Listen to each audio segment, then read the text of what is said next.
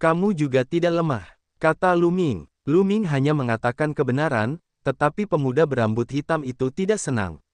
Wajahnya yang dingin dan sombong menjadi gelap, berpikir bahwa Lu Ming telah meremehkannya. Nak, aku tidak menggunakan kekuatanku yang sebenarnya tadi. Apakah kamu pikir kamu bisa bersaing denganku? Aku akan menggunakan kekuatan penuhku sekarang dan lihat berapa banyak gerakan yang bisa kamu blokir. Pemuda berambut hitam itu berkata dengan dingin, auranya bahkan lebih menindas. Pada saat ini, pemuda berambut ungu itu berbicara, adik junior, jangan lakukan apa-apa.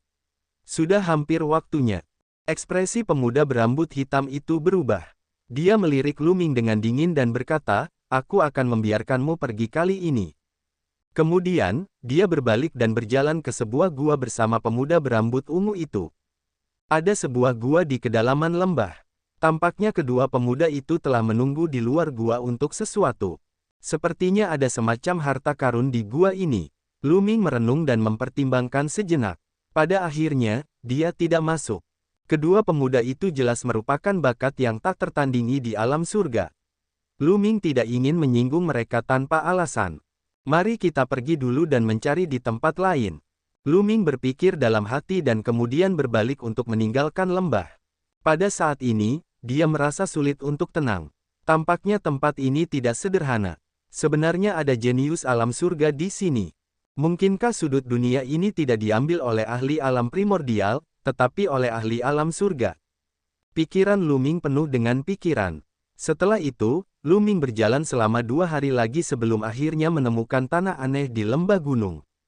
Di sini, ada mata air yang tampak seperti kolam iblis atau kolam spiritual. Di dalamnya, ki bawaan asal terus-menerus dipancarkan, dan energinya sangat tinggi. Mata Lu Ming berbinar. Dia berencana untuk membiarkan tubuh Celestial Tirk menyerap energi di sini. Selama energi di tubuh Celestial Tirk mencapai level tertentu, dia akan mampu mengendalikannya. Dia tidak akan memiliki banyak keraguan saat melakukan sesuatu. Lu Ming segera mengeluarkan tubuh fisik Celestial Tirk dan mulai menyerap energi di sini dengan menggunakan teknik untuk mengendalikan tubuh fisik langit dan bumi. Ini adalah ki bawaan asal, dan energi di sini sangat melimpah. Begitu Lu Ming mengedarkan teknik untuk mengendalikan tubuh Celestial Tirk, energi yang kaya dari segala arah berkumpul menuju tubuh Celestial Tirk. Terlebih lagi, kualitas energi di sini juga sangat tinggi. Penyimpanan energi tubuh jasmani Tirk surgawi meningkat pesat. Kalau tidak, dia tidak akan bisa berhasil jika dia mengembangkan satu jenis hukum. Mulai, mata Lu Ming berbinar. Dia mengendalikan 5 jenis hukum dan memasukkannya ke dalam hati Sein-nya. Dia mulai mengembangkan inti dunia. Namun, pada saat ini, tubuhnya bergetar hebat. Dia merasa seolah-olah hati Sein-nya akan meledak. Bahkan tubuhnya akan terkoyak oleh gelombang energi. Dia dengan cepat berhenti dan memuntahkan seteguk darah. Wajahnya pucat. Bagaimana ini bisa terjadi? Ekspresi Lu Ming jelek. Ketika dia menerobos tadi, 5 hukum memasuki hati Sein-nya dan bertabrakan satu sama lain, menghasilkan kekuatan mengerikan yang hampir menghancurkan hati Sein-nya dan mencabik-cabik tubuhnya. Mungkinkah mereka yang berada di bawah alam marsial supreme telah mengolah banyak hukum dan tidak dapat menerobos ke alam dewa? Tidak, aku tidak percaya. Lu Ming mulai mengatur napasnya dan menyembuhkan tubuhnya yang terluka. Setelah beberapa hari, luka-lukanya telah pulih dan dia mencoba menerobos ke alam kaisar bela diri lagi. Namun, dia masih gagal. Tidak mungkin. Aku akan mencoba mengembangkan inti dunia dengan jenis hukum nomologis. Lu Ming marah dan memutuskan untuk mengubah strateginya. Namun dia masih gagal. Ini karena 5 jenis hukum akan memengaruhi segalanya. Ketika dia mengendalikan satu jenis hukum untuk berevolusi di hati orang suci, 4 hukum sebenarnya masuk secara otomatis. Dia tidak dapat mengendalikannya bahkan jika dia ingin dan melukai Lu Ming lagi. Bagaimana ini bisa terjadi? Lu Ming bergumam dengan suara rendah. Dia sangat tidak mau menerima ini. Jika dia tidak bisa menerobos ke alam kaisar ilahi, itu akan menjadi pukulan besar baginya. Aku tidak akan melakukannya. Mungkin tingkat kultivasiku tidak cukup tinggi dan aku perlu tenang. Di sana, mungkin ada cara lain. Aku pasti bisa membenarkan daoku dan menjadi kaisar. Lu Ming mengepalkan tinjunya dan mengambil napas dalam-dalam untuk menenangkan dirinya. Mungkin belum saatnya untuk menerobos ke ranah kaisar. Dia harus menunggu beberapa saat. Namun, Lu Ming tentu saja tidak berani memahami hukum baru sekarang. Semakin banyak hukum yang ada, semakin sulit untuk menerobos ke ranah kaisar bela diri. Masih ada waktu tersisa. Mengapa saya tidak memahami penggunaan hukum nomologi? Saya mengendalikan 5 jenis hukum nomologi. Jika saya dapat menciptakan teknik kekuatan magis yang sesuai, kekuatannya pasti akan melonjak. Lu Ming mengesampingkan masalah menghancurkan raja dan mulai mempertimbangkan masalah kekuatan tempurnya sendiri. Sekarang, semua teknik kekuatan ilahinya adalah teknik kekuatan ilahi dengan satu hukum, seperti telapak tangan ilahi kekacauan, jari kesengsaraan kekacauan, mata kematian, dan 3 gulungan susunan Dao. Lebih jauh, apa yang disebut fusi hukum hanyalah fusi kasar dari hukum-hukum untuk meningkatkan kekuatannya. Ini adalah cara paling kasar dalam menggunakan hukum. Terus terang saja, penggunaan hukum oleh Lu Ming seperti menggunakan kekuatan kasar. Dia sama sekali tidak melepaskan kehebatan hukum tersebut. Dia telah mendengar dari Paman Kong bahwa seseorang dapat memahami banyak hukum setelah mencapai alam kaisar bela diri. Orang yang berbeda secara alami akan memiliki wawasan yang berbeda tentang hukum tersebut. Penggabungan hukum yang berbeda juga akan menghasilkan teknik seni sakral yang berbeda. Teknik seni sakral tersebut mengandung beberapa hukum yang berbeda, dan kekuatannya sangat mencengangkan. Itu bukanlah sesuatu yang dapat dibandingkan dengan teknik seni sakral dengan satu hukum.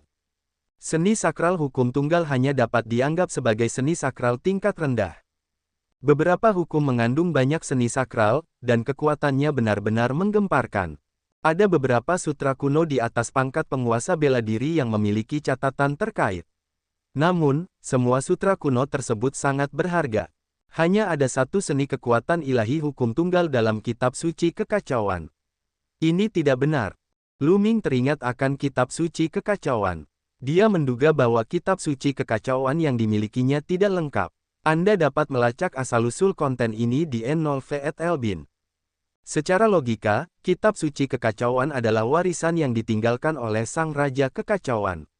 Kitab itu seharusnya tidak hanya berisi kekuatan super tingkat rendah, tetapi juga hukum dan kekuatan super yang berbeda yang menyatu dengan hukum kekacauan. Mungkin kitab suci kekacauan yang saya miliki benar-benar tidak lengkap. Lu Ming merenung. Dia tidak memiliki seni sakral yang sesuai, jadi dia hanya bisa mengandalkan dirinya sendiri untuk menjelajah. Dia menghabiskan sisa waktunya untuk mencoba mencari tahu cara menggunakan hukum yang berbeda. Waktu berlalu dengan cepat. 2 tahun hampir habis. Setelah beberapa bulan penjelajahan, Lu Ming akhirnya memperoleh beberapa keuntungan. Dia menyadari bahwa terlalu sulit untuk memahami kemampuan supernormal apapun dari hukum kekacauan dan hukum kematian. Bukan hanya omong kosong bahwa hukum terkuat tidak cocok. Namun, Lu Ming masih berhasil menciptakan 2 teknik kemampuan ilahi yang berbeda yang sangat kuat. Itu adalah kombinasi dari hukum kekacauan, hukum Dao Arai, hukum menelan, dan hukum ekstrim untuk menciptakan teknik kekuatan magis. Lu Ming menamakannya palu kekacauan. Ketika dia menggunakan jurus ini, dia bisa membentuk palu raksasa dengan kekuatan yang mengejutkan. Selain itu, dia telah menggabungkan hukum kematian, hukum melahap, hukum Dao Arai, dan hukum ekstremitas untuk menciptakan teknik anak ajaib. Lu Ming menamainya pedang kematian. Ketika digunakan, itu akan membentuk pedang tempur yang bisa memotong segalanya. Tentu saja, ini baru pemahaman awal. Kekuatan berbagai hukum belum sepenuhnya ditampilkan. Selain itu, Kaisar Agung dari keluarga Heng, keluarga He, dan keluarga Tianluo semuanya telah tiba. Tidak hanya itu, kekuatan kuat dari berbagai tanah suci juga telah mengirim banyak ahli. Misalnya, berbagai kekuatan kuat dari tanah suci bulan kuno telah mengirim orang untuk berpartisipasi dalam pertempuran pertama dari 10 tanah dalam sejarah. Semua orang menunggu dengan tenang. Tiba-tiba, sebuah pintu cahaya muncul dari kedalaman. Itu keluar. Semua orang menatap pintu cahaya dengan antisipasi. Tidak lama kemudian, satu demi satu sosok berjalan keluar dari pintu cahaya dan berdiri di kehampaan. 320 orang, tidak lebih satu, tidak kurang satu. Memang ada kemajuan besar. Banyak dari mereka telah memasuki alam kaisar bela diri. Para kaisar agung dan kaisar sejati semuanya terkejut. Dengan basis kultivasi Kaisar Agung dan Kaisar Sejati, tidak sulit bagi mereka untuk melihat melalui basis kultivasi Luming dan yang lainnya. Mereka dapat melihatnya dengan satu pandangan. Baiklah, 2 tahun sudah lewat. Pertarungan 10 negeri akan segera dimulai. Semuanya, mundur. Seorang lelaki tua berambut putih melangkah keluar dan suaranya menyebar ke segala arah. Dia adalah tuan rumah acara ini, monster tua dari kota takdir. Semua orang melangkah mundur, termasuk para penguasa agung, meninggalkan gunung takdir kosong. Kemudian, lelaki tua berambut putih itu melambaikan tangannya, dan cahaya menyebar di atas gunung takdir. Platform batu muncul dari udara tipis. Setiap platform batu sangat besar, seperti platform pertempuran. Totalnya 320 yuan. Kompetisi berikutnya sangat sederhana. Kalian masing-masing dapat memilih platform batu dan menginjaknya. Sebuah formasi telah disiapkan di platform batu ini, dan mereka secara alami memiliki aturan operasinya sendiri.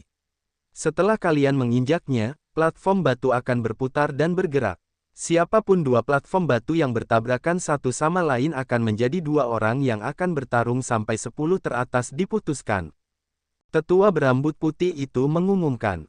Mata semua orang bergerak. Jadi ini adalah aturannya. Namun, bukankah aturan seperti itu memiliki bagian besar dalam keberuntungan? Namun, banyak dari mereka memiliki kepercayaan diri di mata mereka. Mereka cukup percaya diri dengan kekuatan mereka sendiri dan percaya bahwa tidak peduli lawan macam apa yang mereka hadapi, mereka akan mampu mengalahkannya. Kali ini, semua orang mendapat hasil panen yang luar biasa. Mereka sudah bersemangat untuk mencoba dan memamerkan kekuatan mereka di depan banyak orang. Aku akan pergi dulu. Seseorang bergerak. Sosok kekar bergegas ke atas panggung batu. Bas, bas, bas. Selanjutnya, semua orang bergerak, masing-masing melompat ke atas panggung batu. Luming juga secara acak memilih sebuah panggung batu dan menginjaknya. Ketika Luming melangkah ke panggung batu, dia menyadari bahwa ada kekuatan dari panggung batu yang menyelimuti seluruh tubuhnya. Dalam sekejap mata, seseorang berdiri di masing-masing dari 320 panggung batu. Setelah itu, semua panggung batu mulai bergerak perlahan, seolah mengikuti semacam pola.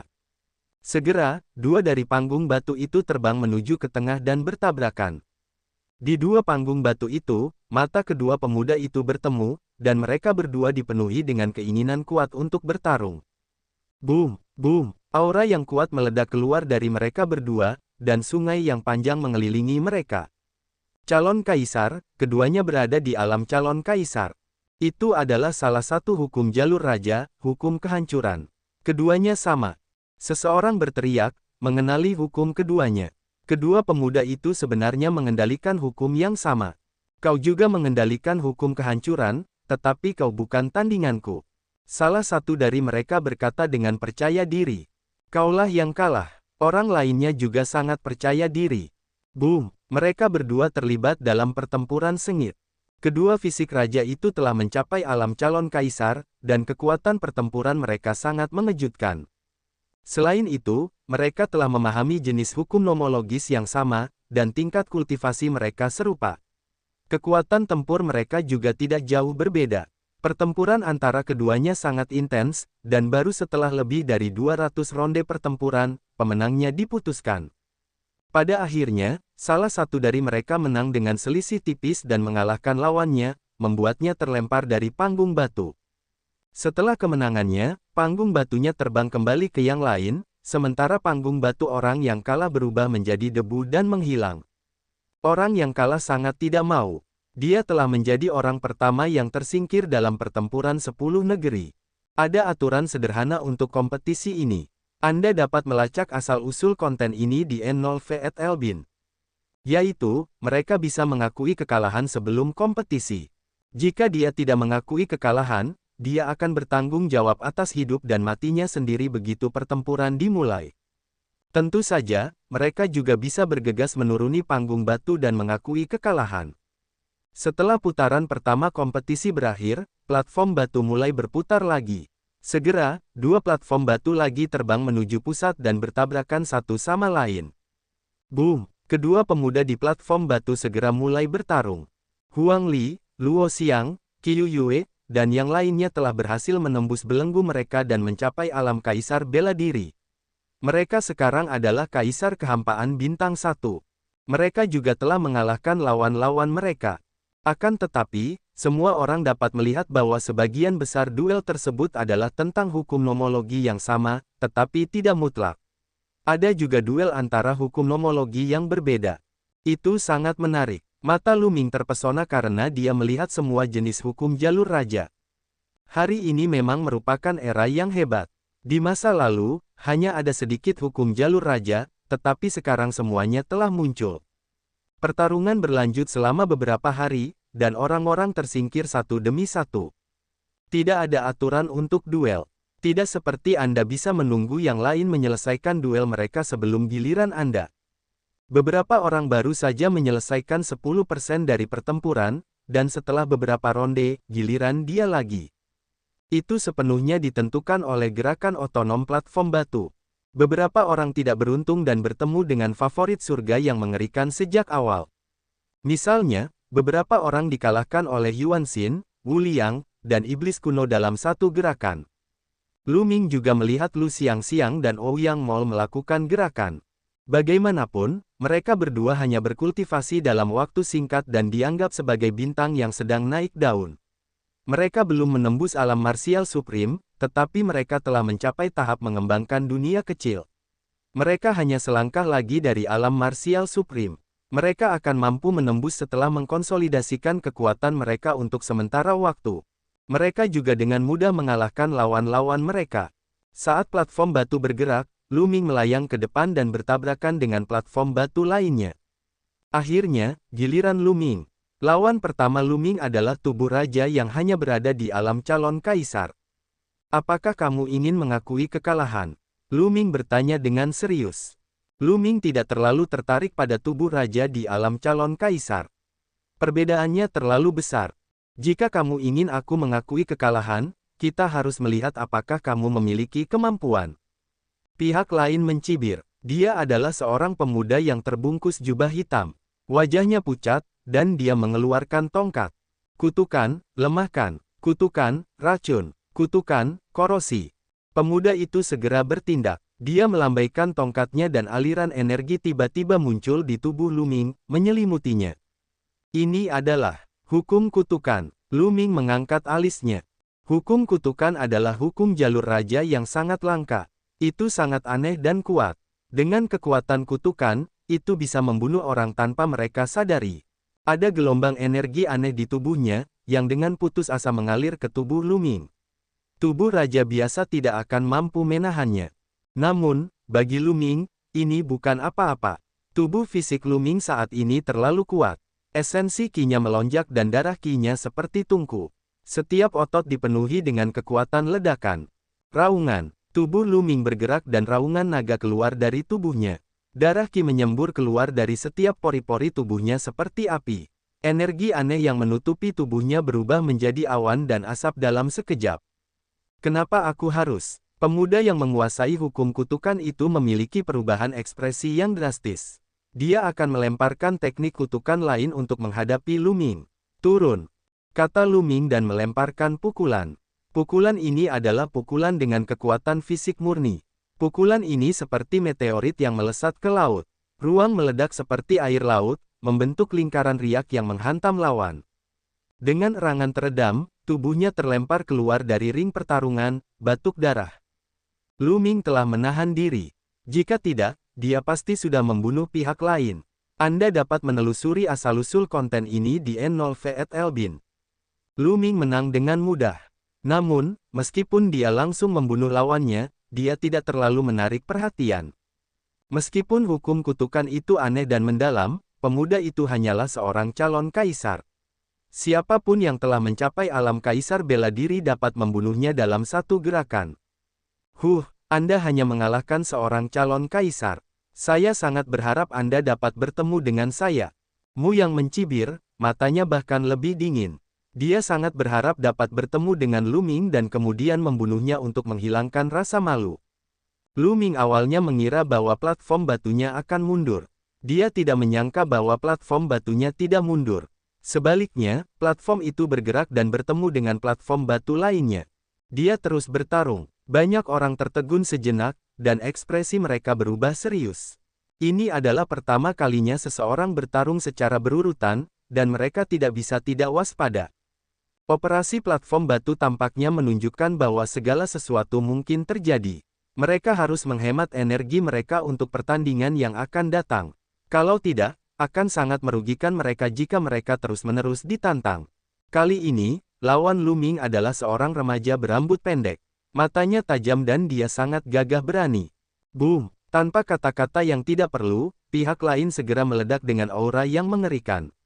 Aura itu membawa angin kencang yang menekan ke arah Lu Ming. Seorang martial supreme. Lawannya adalah seorang martial emperor dengan tubuh raja yang telah melangkah ke ranah martial emperor. Matamu yang berbinar. Seorang kaisar bela diri dengan fisik raja kemungkinan besar akan mampu menguji kekuatan Lu Ming. Tidak hanya Mu Yang, tetapi beberapa orang dari zona perang selatan juga terkejut. Wajah Mu Yang berubah jelek saat mendengar tentang penyiksaan, itu dulu dan sekarang. Dia memang memiliki kekuatan, tetapi jika dia bertemu denganku sekarang, hanya kematian yang menunggunya. 11 buat dia mati dengan kematian yang mengerikan. Selangkah lebih maju, selangkah lebih maju. Aku sudah menjadi kaisar sementara dia masih calon kaisar. Dia tidak akan pernah menjadi lawanku. Mu Yang mencibir, penuh percaya diri. Lu Xiangxiang mendengus dingin dan tidak mengatakan apa-apa. Pada saat ini, Lu Ming dan remaja berambut pendek itu bertarung lagi. Lu Ming mengeluarkan aturan kematian dan kekuatan tempurnya meningkat pesat. Dia menggunakan mata kematian, dan seolah-olah senjata tempur terbang keluar dari matanya, menghancurkan makam musuh. Bang! Pada akhirnya, Lu Ming menyerang maju seperti seekor naga liar, menembus pertahanan lawannya dan membuat pemuda berambut pendek itu terlempar keluar dari arena pertarungan. Lu Ming telah memenangkan ronde ini. Apakah kau melihatnya? Meskipun dia belum menjadi kaisar, dia masih bisa mengalahkan kaisar bela diri. Melihat Lu Ming menang, Lu Xiangxiang sangat gembira dan menatap Mu Yang dengan mengejek. Itu hanya mengalahkan tubuh raja. Itu bukan apa-apa. Mu Yang tersenyum tipis. Meskipun dia mengatakan itu, hatinya merasa sedikit berat. Kemampuan Lu Ming untuk mengalahkan kaisar bela diri dengan tubuh raja sudah cukup untuk membuktikan betapa mengerikannya dia. Namun, dia masih yakin bahwa dia bisa mengalahkan Lu Ming. Masih ada perbedaan besar antara fisik raja dan putra dewa. Setelah pertempuran, panggung batu Lu Ming mundur. Kompetisi berlanjut. Dalam sekejap mata, hari lain berlalu. Sekarang, hanya ada setengah dari 320 panggung batu asli yang tersisa. Setengah dari orang-orang telah tersingkir. Pada saat ini, Luo Xiang bertemu dengan lawan yang menakutkan. Meskipun Luo Xiang telah menjadi martial supreme, lawannya juga telah menjadi martial supreme kali ini. Selain itu, dia adalah putra dewa. Tidak ada ketegangan dalam pertempuran ini. Meskipun Luo Xiang telah menggunakan semua kekuatannya dan menunjukkan hukum kecepatan secara ekstrim, itu tidak berguna. Pihak lain telah secara langsung melanggar hukum kecepatannya dengan kekuatan yang mengerikan dan mengalahkan Luo Xiang dengan cara yang menghancurkan. Namun, pihak lain tidak memiliki permusuhan dengan Luo Xiang, jadi dia hanya melukainya, tidak membunuhnya. Persaingan setelah itu semakin brutal. Ini karena hampir semua ahli alam kaisar yang akan datang telah tersingkir. Hanya beberapa dari mereka yang tersisa. Mereka yang tersisa hampir semuanya telah memasuki alam kaisar bela diri. Sekitar setengah dari 320 orang berada di ranah kaisar bela diri. Ini sangat mengejutkan. 2 tahun lalu, hanya ada beberapa orang yang telah menjadi martial supremes. Namun, setengah dari mereka telah menjadi martial sovereign sekarang. Orang hanya bisa membayangkan seberapa banyak kemajuan yang telah mereka buat di dunia itu. Oleh karena itu, semua orang tidak bisa tidak bertanya-tanya seberapa kuat orang-orang yang telah menjadi martial supremes 2 tahun lalu. Tatapan semua orang beralih ke anak yang ditakdirkan, Yuan Xin, Wu Liang, dan yang lainnya. Orang-orang ini semua adalah martial emperor 2 tahun lalu, dan sekarang, mereka bahkan lebih tak terduga. Mereka berdiri dengan tenang di platform batu. Sebelumnya, mereka juga telah bergerak, tetapi lawan mereka terlalu lemah, dan mereka dengan mudah terbunuh dalam hitungan detik. Banyak orang mulai mengevaluasi kembali prajurit unggulan di hati mereka. Mereka mulai berspekulasi tentang 10 orang yang akan masuk dalam 10 besar. Tentu saja, Lu Ming tidak termasuk. Di mata orang lain, Lu Ming belum menjadi Martial Supreme dan telah mengundurkan diri dari kompetisi. Pertarungan semakin sengit. Itu semua adalah pertarungan antara Martial Emperor. Selain itu, lawan-lawannya setidaknya memiliki fisik king. Meskipun banyak dari mereka adalah Void Emperor bintang 1, fisik king mereka dan kecakapan bertarung putra surga jauh melampaui Void Emperor bintang 1 biasa. Ada orang-orang yang terus-menerus tersingkir. Long Chen, Huang Li, Qiu Yue, Luo Tianyi, dan yang lainnya tersingkir satu demi satu. Mereka semua telah menghadapi lawan yang menakutkan, anak-anak dewa. Lu Xiangxiang dan Ouyang Moli juga tersingkir. Kultivasi mereka masih sedikit lemah. Mereka belum menjadi Martial Sovereign, jadi sulit bagi mereka untuk bersaing dengan anak-anak dewa yang telah menjadi Martial Sovereign. Untungnya, mereka semua baik-baik saja. Paling-paling, mereka terluka. Lu Ming merasa lega. Boom! Mu yang telah melangkah keluar. Dia memang kuat. Seorang kaisar bela diri dengan tubuh raja hampir diledakkan olehnya. Setengah dari tubuhnya berubah menjadi ketiadaan. Tubuh raja berjuang untuk keluar dari platform batu dan lolos dari kematian.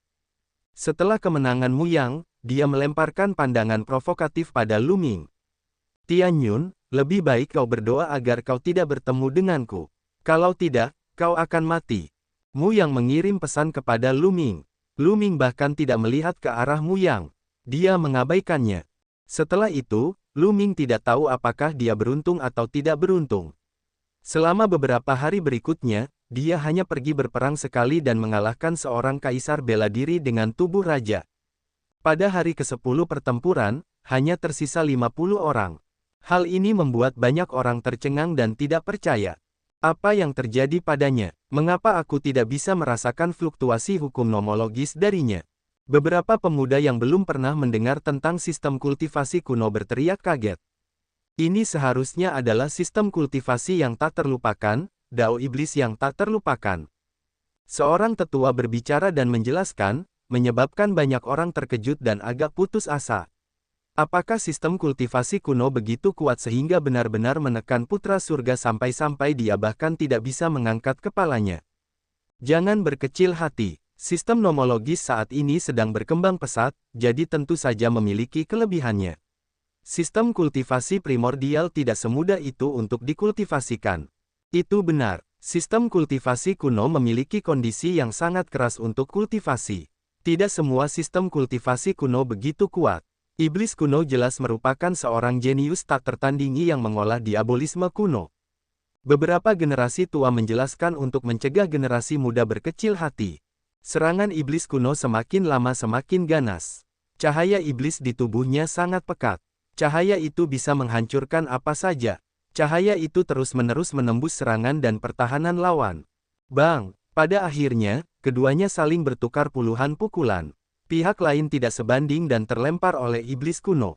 Seorang putra dewa yang telah melangkah ke alam kaisar bela diri telah dikalahkan. Putra surga selalu menjadi sinonim dari tak terkalahkan. Selain para jenius lainnya yang juga merupakan putra surga, tidak ada yang bisa menandinginya. Namun hari ini, ia dikalahkan oleh seorang jenius dari jalur iblis kuno. Iblis kuno ini terlalu kuat. Kekuatan serangannya tak tertandingi. Ia memiliki peluang besar untuk masuk 10 besar. Itu benar, ia mungkin mendapat tempat di 10 besar. Banyak orang sangat mengagumi iblis kuno. Setelah beberapa pertempuran lagi, beberapa fisik raja yang tersisa semuanya kalah dan tersingkir. Bubbles akan bergerak, tatapan Lu Ming berkedip. Ia melihat platform batu milik Bubble bergerak maju dan bertabrakan dengan platform batu lainnya. Anak sekecil itu, dia tidak mungkin manusia, kan? Seseorang melihat gelembung-gelembung itu. Dia berusia sekitar 2 hingga 3 tahun dan terlihat sangat menggemaskan. Beberapa mata gadis muda berbinar saat mereka melihatnya, berharap bisa memeluknya dan bercinta dengannya. Dia bukan manusia. Latar belakang gadis kecil ini sangat mengejutkan. Seorang tetua berbicara. Dia adalah seorang kaisar agung yang bisa melihat wujud asli melalui gelembung-gelembung itu.